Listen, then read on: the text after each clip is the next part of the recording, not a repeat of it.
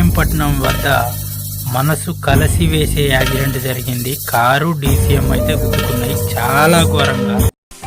Hello everyone, welcome to Vande Bharat truck. ఈరోజు UltraTech cement తో శ్రీకాకుళం వెళ్తున్నాం. రాత్రి 12:15 అల్ట్రాటెక్ సిమెంట్ లో నుంచి అయితే బయలుదేరామన్నమాట. మనకి ఇదంతా యార్డ్, రైట్ సైడ్ కనిపిస్తున్న యార్డ్ వచ్చేసి అల్ట్రాటెక్ సిమెంట్ యార్డు. ఇక్కడ రూల్స్ అయితే చాలా ఘోరంగా ఉంటాయి. ముందు ఎదురుగా చిన్న కనపడుతుంది చూసారా, అదో సెక్యూరిటీ ఆఫీస్ అనమాట. అక్కడ ఫాస్ట్ ట్యాగ్ ఉంటేనే రిసీవ్ చేసుకుంటేనే లోనకి అలౌ చేస్తున్నారు. తర్వాత వచ్చేసి యార్డ్లకు రాగానే స్టాపర్లు పెట్టుకోవాలి, గ్యాస్ స్టవ్ వంట చేసుకోవద్దు, ఇలాంటి అన్ని రూల్స్ అయితే కఠినంగా ఉన్నాయి. చాలా చూసుకొని అయితే రండి. యార్డ్లో మాత్రం స్టవ్ వెలిగిస్తే 2000 రూపాయలు ఫైన్, జాకెట్, ఎలిమెంట్ అవి కూడా అన్నీ ఉండాలి. మంచు బాగా కురుస్తుంది, వెహికల్స్ అయితే అబ్జర్వ్ చేసుకుంటూ వెళ్ళండి. కెమెరాలో సరిగా కనపడట్లేదు కానీ మంచు అయితే బాగా కురుస్తుంది, చలి బాగా పెడుతుంది. మంట వేసుకొని పక్కన కూర్చుందాం అనిపిస్తుంది. ఇప్పుడే స్టార్ట్ అయింది మంచు, ముందొచ్చే వెహికల్స్ కూడా సరిగా మంచుకి కనపడట్లేదు. చూసుకొని వెళ్ళాలా, చూస్తున్నా అందుకే కొంచెం తలకాయ దూరం పెట్టుకోవాలండి. దీని గురించి మనం మాట్లాడతాం. ముందు మీరు విజువల్స్ చూస్తున్నారుగా, ఇద్దరు సైకిల్ మీద వెళ్తున్నారు. ఇప్పుడు నైట్ 2:15 అవుతుంది. అంటే ఈ టైంలో కూడా సైక్లిస్ట్ ఎలా చేస్తున్నారు అనుకోవచ్చు మీరు. వీళ్ళు కాశ్మీర్ నుంచి కన్యాకుమారి వరకు సైకిల్ జర్నీ చేస్తారన్నట్టు, వీళ్ళు ఒక గోల్ పెట్టుకుంటారన్నట్టు. అయితే మా కోచ్ ఇంతకుముందు నేను కానిస్టేబుల్ కోచింగ్లో ఉన్నప్పుడు మా కోచ్ కూడా ఈ జర్నీ మొత్తం చేశాడు, కాశ్మీర్ నుంచి కన్యాకుమారి వరకు. ఇబ్రహీంపట్నం చేరుకున్నాము. ఇక్కడ మొత్తం ట్రాఫిక్ అయింది. ఎందుకైందో ఏమో అర్థం కావట్లేదు.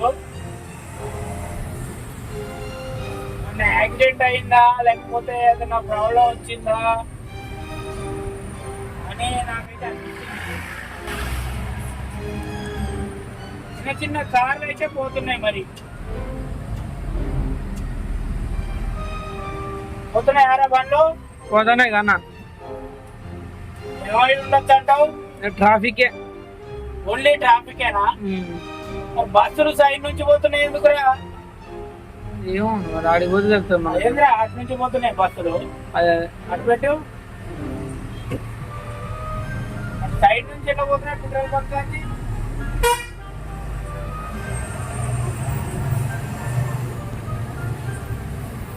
బంక్ నుంచి పోతున్నాయి. అసలు బాగానే పోనిస్తాను బంకోడు.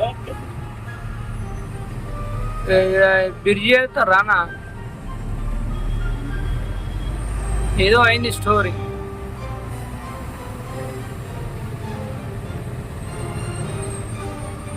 బ్రిడ్జి వర్క్ ఏం తెలియదు, బ్రిడ్జి వర్క్ అనుకుంటాను నేనైతే. ఇక్కడ బ్రిడ్జి ఎక్కడిది? యాక్సిడెంట్ అయింది అగోది.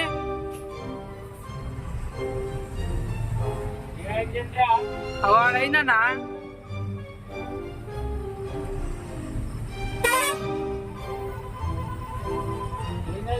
ఆటో అనుకుంటా, నాకైతే కనపడతలే. అక్కడైతే యాక్సిడెంట్ జరిగినట్టుంది, ఫుల్ ట్రాఫిక్ అయింది. పోలీస్ వ్యాన్ కూడా ఉంది అక్కడ, 2 లారీలు ఆగినాయి. అప్పుడప్పుడు మనకి నచ్చిపోతుంది.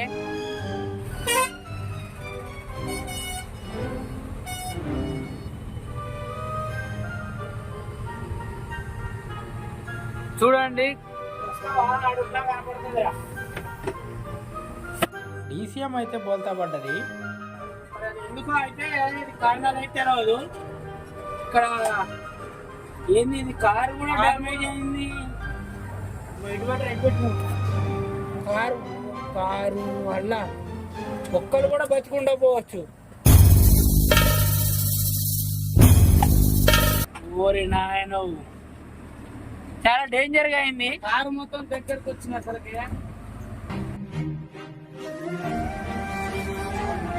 నేను అడుగు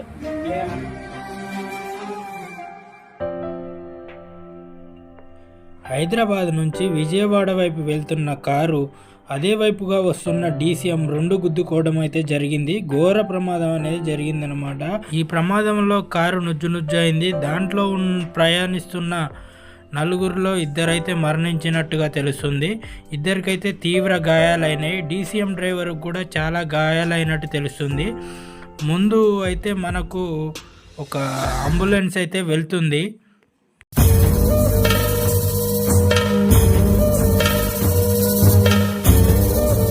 అంబులెన్స్ అయితే మన ముందు వెళ్తుంది. ముందు ఏమన్నా మనకు ఆ సమాచారం తెలిసే విధంగా ఉంటే తెలుసుకుందాము. వాళ్ళిద్దరికైతే సీరియస్గానే ఉందంట. వీళ్ళు గొల్లపూడి రాకముందే ఇక్కడ చిన్న హాస్పిటల్ దగ్గరనైతే ఆపిర్రు. చాలా ఘోరంగా ఉంది పరిస్థితి అయితే. చాలా భయం వేస్తుంది. నైట్ అయిన యాక్సిడెంట్ భయంతో పొద్దున 8 గంటలకు లేచిండు మన సూర్యుడు అయితే. ఇక లేచి లేవడంతో మొహం కడుక్కొని అడపదడప మొహం కడుక్కొని వచ్చి పూరి తింటాడు. మన సూర్యుడు ఇప్పటికే లావుండు, మళ్ళా పూరీలు తింటాడు. టిఫిన్ చేసి బయలుదేరైతే కొవ్వూరు టోల్ గేట్ చేరుకున్నాము. ఇక్కడికి వచ్చేసరికి మనకు 9 అవుతుంది. మన బండిబాబు టోల్ గేట్లోకి ఎంటర్ అయిందంటే మ్యాక్సిమం ఏ టోల్ గేట్ అయినా తొందరనే లేస్తుంది. మరి ఇది ఎంతసేపు లేస్తుందో చూద్దాము. ఎంతసేపు లేస్తావు? అమ్మా, నేను చెప్పింది వినపడ్డదా? అయింది, తొందరనే లేచింది. అయితే మనకు ముందు అయితే RTO కనిపిస్తున్నాడు.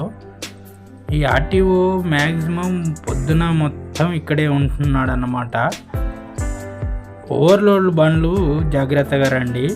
మనదైతే ఓవర్లోడ్ లేదు కాబట్టి నాకైతే ప్రాబ్లం లేదు. ఎందుకంటే మేము ఓవర్లోడ్ లేయం కాబట్టి మేమైతే జాగ్రత్తగానే వెళ్తాము. మనకు ఎదురుగానైతే పోలీస్ అయితే కనపడుతున్నాడు. లెఫ్ట్ సైడ్ కారు కూడా ఉన్నది. RTO వెహికల్ అన్నట్టు. ఇది ఓవర్లోడ్ వెహికల్ అని మాత్రం ఆపేస్తున్నాడు. ఓవర్లోడ్ వెహికల్ చూసుకొని రండి. మ్యాక్సిమము మనకైతే ఓవర్లోడ్ ఉండదు కాబట్టి మనం కాళ్ళు ఎగరేసుకొని పోతాము ఎక్కడైనా అంతే. వెనకాలనైతే మా ఫ్రెండ్ బండి ఒకటి వస్తున్నది. అతను కాకినాడ వెళ్తున్నాడట.